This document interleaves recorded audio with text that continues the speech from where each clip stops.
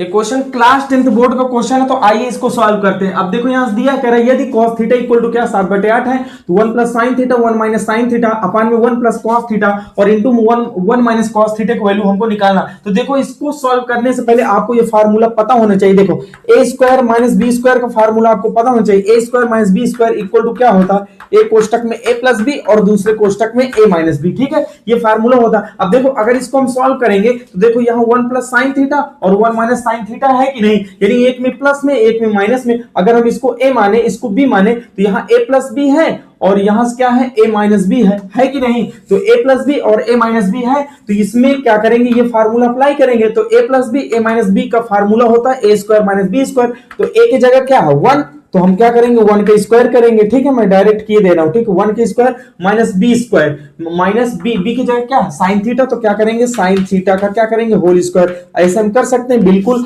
और देखो इसमें भी 1 प्लस कॉस थीटा अपान में 1 माइनस कॉस थीटा है कि नहीं। ये आपका ए हो गया, ये बी हो गया, ये ए हो गया, ये क्या हो गया बी हो गया। तो यहां क्या करेंगे, ये भी एक कोष्टक में ए प्लस बी और एक कोष्टक में ए माइनस बी। तो ए प्लस बी और ए माइनस बी इक्वल टू क्या होता है ए स्क्वायर माइनस बी स्क्वायर। तो यहां भी फार्मूला लगाएंगे तो ए की जगह क्या है 1, तो हम क्या करेंगे 1 का स्क्वायर करेंगे और फिर माइनस बी की जगह क्या है cos थीटा, तो क्या करेंगे cos थीटा का क्या करेंगे होल स्क्वायर करेंगे। ठीक है, अब देखो 1 का स्क्वायर क्या आएगा 1 और साइन थीटा का होल स्क्वायर करेंगे तो क्या आएगा sin स्क्वायर थीटा और अपान में 1 का स्क्वायर 1 माइनस का क्या करेंगे cos स्क्वायर क्या करेंगे cos square theta.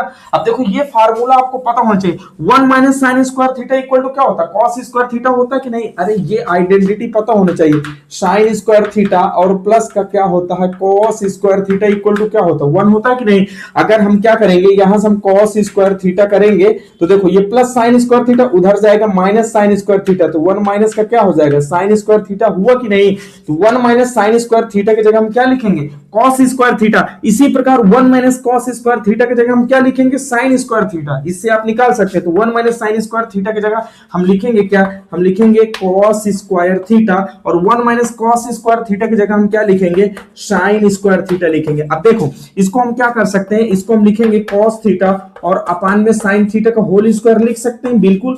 cos theta upon sin theta का होल स्क्वायर, क्योंकि अलग अलग स्क्वायर है तो हम एक में कर देंगे। अब cos theta upon sin theta equal to क्या होता है cot थीटा, ये पता होना चाहिए। cos theta upon sin theta क्या हो जाएगा cot थीटा का होल स्क्वायर करेंगे। अब देखो cot थीटा की वैल्यू हमको दी है 7/8, 7/8 तो क्या करेंगे 7/8 cot थीटा की जगह रख के इसका होल स्क्वायर करेंगे तो यहां से क्या आएगा 7 7 4 और 8 8 64 और यही इसका क्या हो जाएगा आंसर हो जाएगा।